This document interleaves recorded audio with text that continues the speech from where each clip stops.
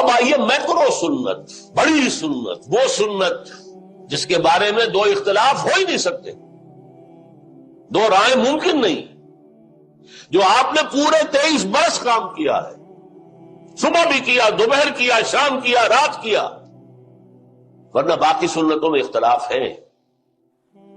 رفع یدین اختلاف ہے کہ نہیں؟ احناف کے ہاں نہیں ہے، ایک ہی دفعہ ہے بس تکبیر اولیٰ کے ساتھ، بعد میں نہیں ہے۔ شوافع حنابلہ ان کے ہاں ہے، اہل حدیث کرتے ہیں۔ اختلاف تو ہو گیا نا کہ یہ سنت ہے یا نہیں۔ ایک اور اختلاف میرے سامنے آیا، مسجد نبوی میں میں نے شیخ البانی جو بہت بڑے محدث ہیں، کئی کتابوں کے مصنف ہیں، ان کو میں نے دیکھا مغرب سے 5-7 منٹ پہلے مسجد میں آئے اور آتے ہی نیت باندھی۔ حیران ہوا کہ ہم نے تو یہ سنا ہوا تھا کہ فجر کی نماز کے بعد سے لے کر سورج کے پوری طرح طلوع ہو جانے تک کوئی سجدہ، کوئی نماز نہیں، اور عصر کی نماز پڑھ لینے کے بعد سورج کے غروب ہو جانے تک پوری طرح کوئی نماز نہیں، کوئی سجدہ نہیں۔ معلوم ہوا یہ بھی لوگوں کے نزدیک سنت ہے، کیونکہ حدیث ہے کہ جو مسجد میں داخل ہو وہ 2 رکعت تحیۃ المسجد پڑھے بغیر مت بیٹھے۔ اب یہ 2 حدیثیں آ گئی ایک دوسرے کے مقابل۔ اب یہ فقہا کا کام ہوتا ہے کہ کون سی حدیث جو ہے وہ قابل ترجیح ہے۔ یہ بھی حدیث ہے عصر کے بعد کوئی سجدہ نہیں، غروب شمس سے قبل، اور فجر کے بعد کوئی سجدہ نہیں، طلوع شمس سے قبل، حدیثیں ٹکرا رہی نا۔ تو لیکن وہ سنت جو میں اب آپ کو بتا رہا ہوں، میکرو سنت، اس میں کوئی اختلاف نہیں۔ وحی کے آغاز سے لے کر زندگی کے آخری دم تک حضور نے 2 کام کیے، دعوت اللہ اور اقامت دین، اللہ کے دین کو قائم کرنے کی جدوجہد۔ کیا کوئی لمحہ اس سے خالی تھا؟ راتوں کو کھڑے ہو کر دعائیں مانگ رہے ہیں، اے اللہ عمرو بن ہشام یا عمر ابن الخطاب میں سے کسی ایک کو تو میری جھولی میں ڈال دے۔ دن بھر اِنَّ لَكَ فِي النَّهَارِ صَبْحًا طَوِيلًا، محنت و مشقت۔ کوئی مجنون کہہ رہا ہے، کوئی پاگل کہہ رہا ہے، کوئی شاعر کہہ رہا ہے، کوئی شاعر کہہ رہا ہے، کیا نہیں کہا گیا، کذاب کہہ رہا ہے، جھوٹا۔ پھر صحابہ نے کیا کیا تکلیفیں نہیں جھیلی اس تبلیغ دین کے لیے، پھر اقامت دین کے لیے۔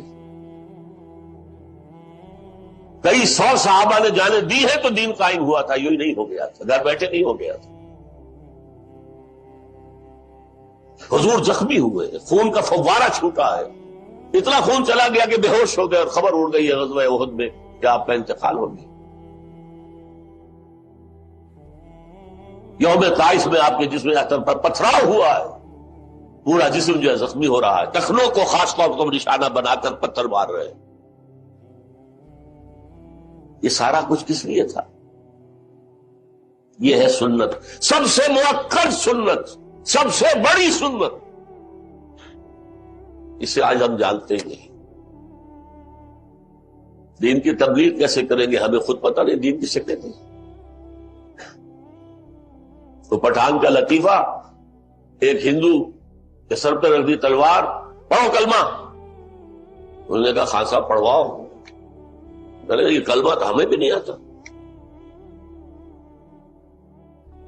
ہم کیا بتائیں گے کسی کو، ہم نے سیکھا ہی نہیں۔ ہم نے ڈاکٹری پڑھ لی، ہم نے انجینئرنگ کر لی، ہم آج کل ایم ایس کمپیوٹر دوڑ لگی ہوئی ہے۔ اونچے اداروں میں 30 ہزار روپیہ ماہانہ فیس دے کر لوگ پڑھ رہے ہیں۔ لمس لاہور میں جو ہے 30,000 منتھلی۔ دین کو کون پڑھتا ہے؟ تو مولوی کا کام ہے، اس کو جاب دے دیں گے، مسجد میں خطیب بنا دیں گے، بس۔ یہ ہے سنت، میکرو سنت، سب سے بڑی سنت، جو پورے 23 برس نہیں۔ اور سنیں گے تو شاید اور مجھ سے پریشان ہو جائے۔ مکان بنانا سنت نہیں ہے، حضور نے نہیں بنایا۔ جائیداد چھوڑ دینا سنت نہیں، حضور نے نہیں کوئی جائیداد چھوڑ۔ سنت کسے کہتے ہیں؟ حضور کا طرز عمل، کوئی نسبت ہے ہماری؟ کوئی تعلق ہے ہمارا؟ من رغب عن سنتی فلیس منی. نوجوان عزم کریں کہ عربی پڑھیں گے، قرآن سمجھیں گے اور سمجھائیں گے. خیرکم من تعلم القرآن وعلمہ. بڑے بوڑھے جا کر لوگوں سے یہی کہیں کہ بیٹو ہماری تو زندگیاں ہم نے ضائع کر دی، اب سوائے رونے کے ہمارے پاس کوئی چارہ نہیں. لیکن یہ رونا بھی اللہ قبول کر لے گا. تم تو خدا کے لیے عربی پڑھو، دین پڑھو. عربی کوئی مردہ زبان نہیں ہے، سنسکرت کی طرح. انہوں نے سنسکرت کو زندہ کر دیا، عبرانی کو زندہ کر دیا، اسرائیل جیسے چھوٹے سے ملک کو. اور عربی تو دنیا میں سب سے بڑے علاقے میں جو ہے بولی جانے والی زبان ہے. ہم نہیں پڑھ سکتے. اس کا الف باتا وہی ہے جو ہمارا اردو کا ہے. وہ بھی دانے طرف سے لکھی جاتی ہے، یہ بھی دانے طرف سے ہے. اردو سندھی کا کوئی ایک جملہ نہیں ہو سکتا جس میں عربی کا لفظ نہ ہو. جملہ عربی کا لفظ ہے، لفظ عربی کا لفظ ہے. پھر بھی ہم عربی نہیں پڑھ سکتے تو کیا تبلیغ کریں گے؟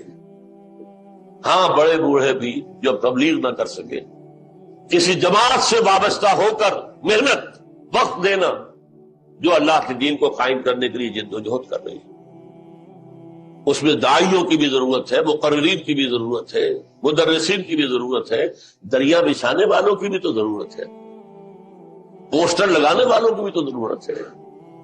جو کام کر سکتا ہو کرے. کسی مشین میں، بڑی مشین میں چھوٹا سا پرزہ بھی بہت اہم ہوتا ہے. وہ چھوٹا سا پرزہ خراب ہو گیا، پوری مشین کھڑی ہوئی. لیکن اس جد و جہد سے فارغ کوئی نہ.